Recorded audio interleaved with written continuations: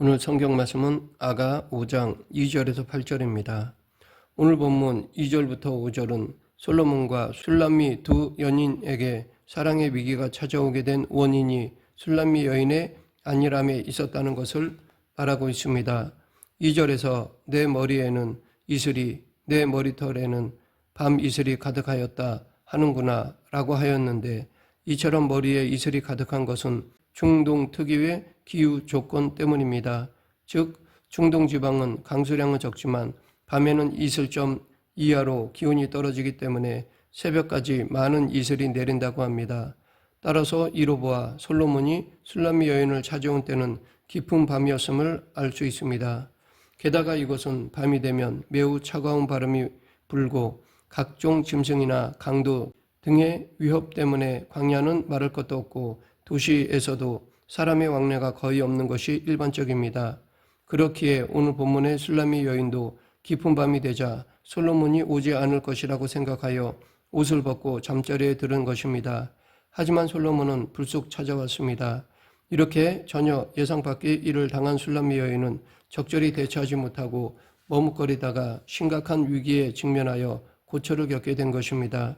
그렇다면 이것은 오늘 우리에게 무엇을 말해주는 것일까요? 언젠가 예수님께서도 많은 사람들이 평안하다, 안전하다고 말할 때에 호련히 갑작스럽게 오실 것입니다. 그리고 많은 사람들이 물질적인 풍요 속에서 나태와 쾌락에 빠져 더 이상 예수님의 재림에 대해 주의하지 않을 것입니다. 심지어 성도들 가운데에도 이러한 분위기에 휩쓸려 재림을 기다리며 말씀대로 살기보다는 세상의 쾌락에 더 관심을 두는 영적 암흑기에 예수님께서는 도둑처럼 예고 없이 오실 것입니다. 이런 점에서 보면 성경은 우리에게 그때와 시간에 대해 말씀하지 않은 것이 아니라 오히려 더 많은 말씀을 해 주었다고 볼 수 있습니다.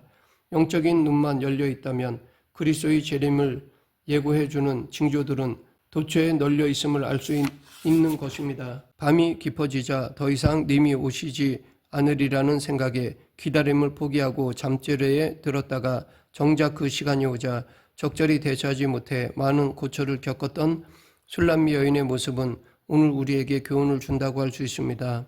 솔로몬이 밤에 찾아왔음에도 불구하고 술람미 여인은 내가 옷을 벗었으니 어찌 다시 입겠으며 내가 발을 씻었으니 어찌 다시 더럽히랴마는 이라고 하였습니다.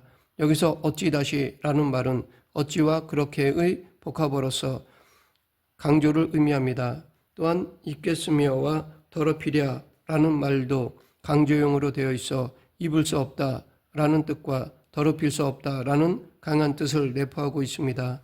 따라서 본절은 사랑하는 님을 맞이하고도 이런저런 일들로 인해 우물쭈물하며 갈등하는 술람미 여인의 모습을 보여주고 있습니다.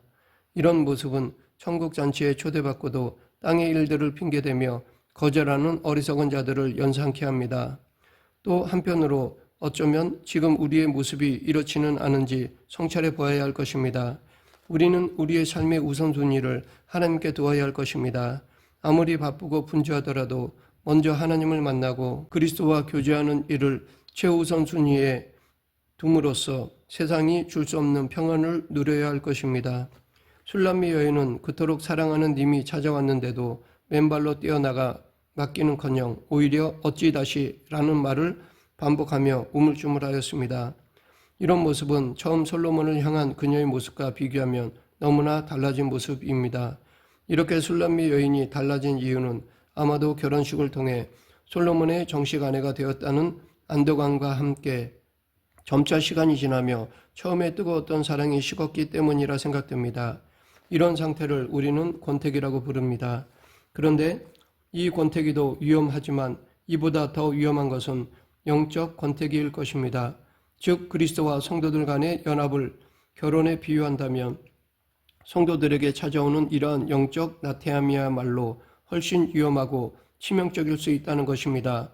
왜냐하면 육신의 결혼에 있어 권태기를 극복하지 못할 경우 극단적인 경우에는 결혼관계의 파경으로 끝나는 정도겠지만 영적으로 이러한 문제가 악화되면 신앙을 버리고 떠남으로써 영원한 죽음이기 때문입니다. 영적 권태기의 증상을 몇 가지로 소개하면 첫째, 처음 예수님을 믿을 때에는 그 이름만 불러도 가슴이 뛰고 뜨거웠는데 이제는 아무리 불러도 그저 덤덤하다면 영적 권태기입니다.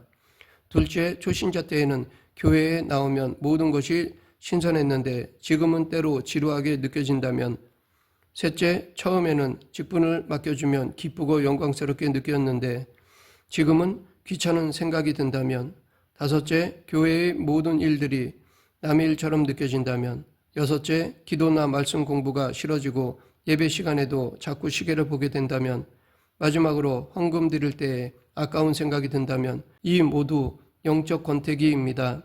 이런 모습을 보인 교회가 라오디게아 교회였습니다. 예수님은 이 라오디게아 교회를 향해 내가 이같이 미지근하여 더웁지도 아니하고 차지도 아니하니 내 입에서 너를 토하여 내치리라 라고 하셨습니다.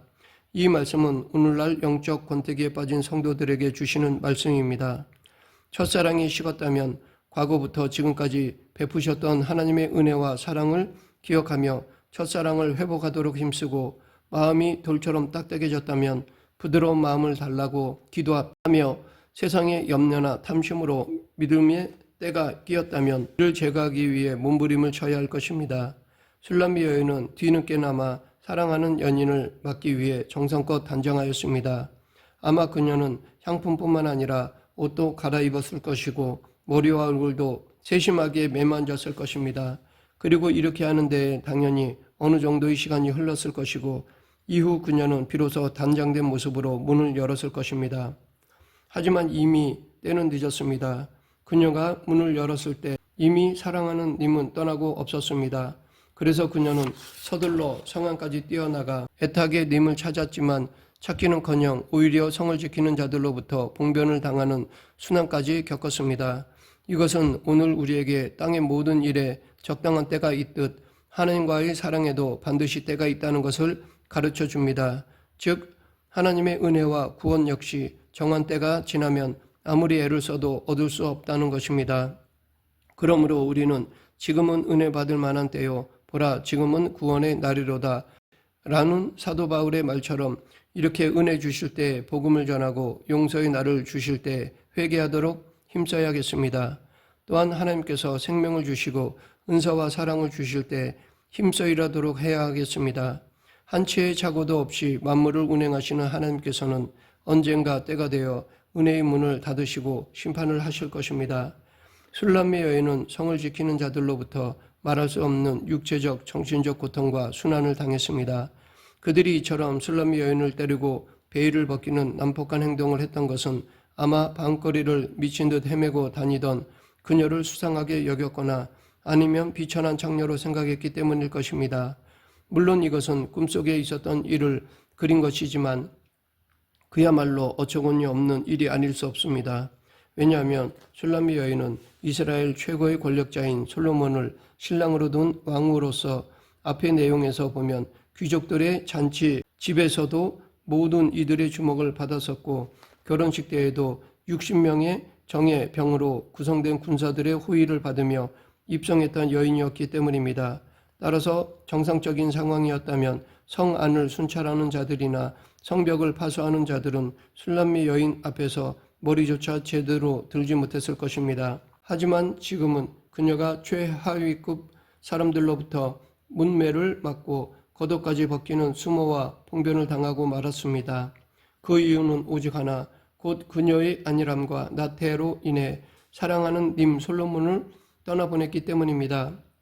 이것은 오늘 우리 성도들 역시 신랑이신 예수 그리스도의 품을 떠날 때 똑같은 일을 당하게 된다는 것을 교훈해 줍니다. 이것은 성경을 통해 분명히 증거된 사실이기도 합니다. 구약 이스라엘 백성들은 그들 가운데 역사하시는 하나님의 능력으로 말미암아 온 열방의 두려움의 대상이 되었지만 하나님을 떠나 우상을 쫓게 되자 이방의 노예가 되어 온 세상의 웃음거리가 되고 말았습니다. 그리고 신약 가룟 유다와 같은 자는 예수님을 배반한 결과 함께 공모했던 자들로부터도 멸시를 받고 결국 스스로 목숨을 끊는 비참한 최후를 맞을 수밖에 없었습니다. 이러한 사실들을 통해 우리는 우리가 그리스도와 함께 있을 때는 그 능력을 힘입어 그리스도께서 행하신 일을 하며 심지어 그분이 행하신 일보다 더 큰 일도 행할 수 있지만 그 품을 떠나면 머리 깎인 삼손처럼 아무 일도 못하는 것은 물론 세상의 멸시와 조롱거리가 될 뿐이라는 사실을 기억해야 하겠습니다. 술람미 여인은 예루살렘 여자들을 향해 너희가 내 사랑하는 자를 만나거든 내가 사랑함으로 병이 낫다 해달라라고 부탁하였습니다. 술람미 여인이 솔로몬을 사랑함으로 인해 병이 난 것은 이것이 처음이 아니었습니다. 그러나 이전의 병과 이번의 병은 의미와 뉘앙스가 다릅니다. 왜냐하면 앞에 사랑의 열병은 감미로운 사랑의 고백이 계속되는 가운데 나온 것으로 아름답기까지 하지만 본절에서는 자신의 실수로 인해 사랑을 잃게 된 여인의 아픔과 후회가 담겨 있기 때문입니다. 물론 이후에 계속되는 노래를 보면 이 아픔은 다시 회복되어 더 성숙한 사랑으로 꽃피었습니다. 잠시의 방심과 나태로 인해 사랑하는 님을 잃고 자책과 아픔 속에서 사랑의 병을 앓고 있는 술람미 여인을 보며 우리는 이러한 어리석은 전철을 밟지 않도록 항상 주의해야겠습니다. 다른 것을 잃는 것은 만회가 가능하며 또 만회되지 않는다 해도 얼마든지 견딜 수 있지만 하나님의 은혜, 그분의 사랑을 잃는다면 어떤 것으로도 대체할 수 없고 영원한 비탄과 고통에 잠길 수밖에 없습니다. 그러므로 어떤 일이 있어도 어떤 순간이 닥쳐도 설령 다른 모든 것을 잃더라도 예수 그리스도만은 굳게 붙잡아야 합니다. 말씀을 맺겠습니다. 술람미 여인은 사랑하는 님을 기다리다 그만 잠이 들고 말았습니다. 늦은 밤 님이 찾아왔을 때 반갑게 나아가 맡기는커녕 오히려 다시 옷을 입는 것과 발을 더럽히는 것을 꺼려하여 시간을 지체하고 말았습니다. 그래서 솔로몬은 떠났고 술람미 여인은 그러한 솔로몬을 찾다 오히려 큰 봉변을 당하게 되었습니다. 이는 영적으로 하나님과의 관계에서 우리의 방심과 안일이 얼마나 위험하며 치명적인가를 보여줍니다. 마지막 때가 다가오는 이 시대를 살아가며 오늘 우리들은 예수님의 명령대로 항상 깨어 준비하는 자세를 잃지 말아야 하겠습니다. 우리 모두 언제나 삶의 우선순위와 초점을 하나님에게 두며 살아가길 간절히 축원합니다. 기도하겠습니다. 생사와 화복을 주관하신 하나님 아버지, 예수님을 주님으로 모시고 하나님 우선순위로 살아가는 저희 모두가 되게 하여 주시옵소서. 예수님 이름으로 기도드립니다. 아멘.